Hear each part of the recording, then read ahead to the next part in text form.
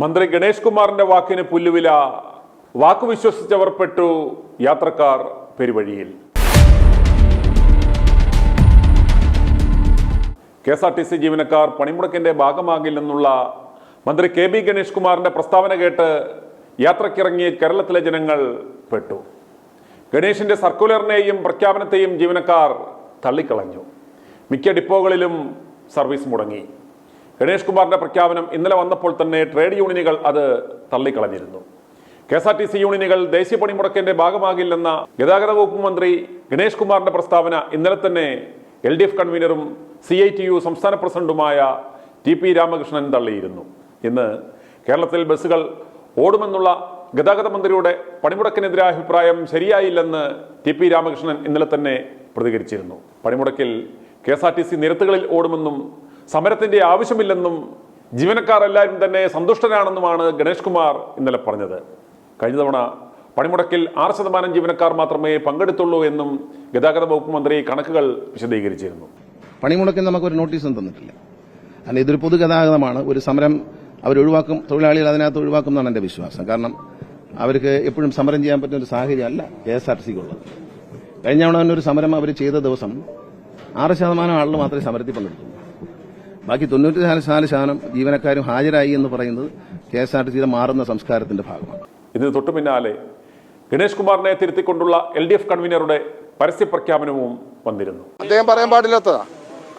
അദ്ദേഹമല്ല ഇതിന്റെ മാനേജ്മെന്റ്. മന്ത്രി എന്നുള്ളത് ഗവൺമെന്റിന്റെ ഭാഗമാണ്, അദ്ദേഹത്തിന്റെ വകുപ്പാണിത്.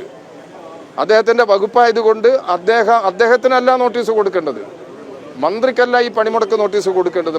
പണിമുടക്ക് നോട്ടീസ് കൊടുക്കേണ്ടത് KSRTCയുടെ MDക്കാണ്. KSRTCയുടെ MDക്ക് KSRT എംപ്ലോയീസ് അസോസിയേഷൻ പണിമുടക്ക് നോട്ടീസ് കൊടുത്തിട്ടുണ്ട്.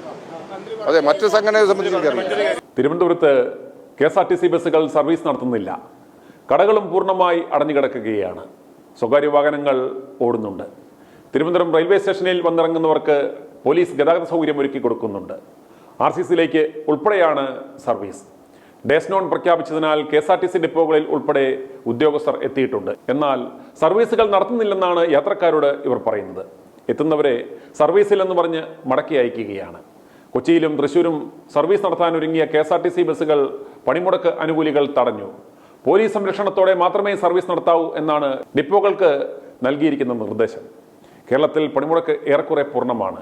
കേരള, MG, കാലിക്കറ്റ്, കണ്ണൂർ സർവകലാശാലകളിൽ ഇന്ന് നടത്തുവാനിരുന്ന എല്ലാ പരീക്ഷകളും മാറ്റിവെച്ചു. ഇന്ന് അർദ്ധരാത്രി വരെയാണ് പണിമുടക്ക്. പണിമുടക്കിനെ നേരിടുവാൻ ഡയസ് നോൺ പ്രഖ്യാപിച്ച് ശമ്പളം റദ്ദാക്കുമെന്ന് KSRTC ഇന്നലെ തന്നെ അറിയിച്ചിരുന്നു. ക്രമസമാധാന പ്രശ്നമുണ്ടായാൽ പോലീസിനെ അറിയിക്കുമെന്നാണ് KSRTC CMD ഉത്തരവിൽ പറഞ്ഞിരിക്കുന്നത്. ഇതോടെ തികഞ്ഞ ആശയക്കുഴപ്പമായിരുന്നു ഇന്നലെ ഉണ്ടായിരുന്നത്. എന്നാൽ ഇന്ന് LDF കൺവീനറുടെ പ്രഖ്യാപനപ്രകാരം ജീവനക്കാർ പണിമുടക്കിനോട് പൂർണ്ണമായി സഹകരിച്ചു. ഗണേഷ് കുമാറിന്റെ വാക്കുകൾക്ക് അവർ പട്ടിയുടെ വില പോലും കൽപ്പിച്ചില്ല എന്ന് ചുരുക്കം. കീഴോട്ട് വീട്ടിൽ കിടന്ന് മാടമ്പി കളിക്കുന്നത് പോലെ തൊഴിലാളികളുടെ അടുത്ത് വന്ന് മാടമ്പി കളിക്കുവാൻ ഗണേശൻ എപ്പോഴൊക്കെ ശ്രമിച്ചിട്ടുണ്ടോ അപ്പോഴെല്ലാം തൊഴിലാളികൾ പോടാപുല്ലേ എന്ന് പറഞ്ഞിട്ടുമുണ്ട്. തൊഴിലാളികൾ ചെയ്തതിനോട് യോജിക്കാൻ സാധിക്കുന്നില്ലെങ്കിലും ഈ തൊഴിലാളികളുടെ അടുത്ത് കാണിക്കുന്ന ചങ്കൂറ്റം എന്തുകൊണ്ടാണ് ഗണേഷ് കുമാറിന് LDF നേതൃത്വത്തിന്റെ അടുത്ത് കാണിക്കാൻ സാധിക്കാത്തത്?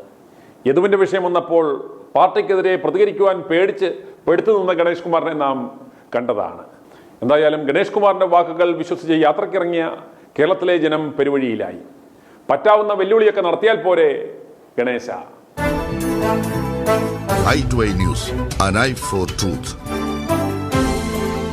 i2i News സബ്സ്ക്രൈബ് ചെയ്തിട്ടില്ലാത്തവർ ഇപ്പോൾ തന്നെ സബ്സ്ക്രൈബ് ചെയ്യുക. നോട്ടിഫിക്കേഷൻ ലഭിക്കുവാൻ ബെൽ ബട്ടണും അമർത്തുക.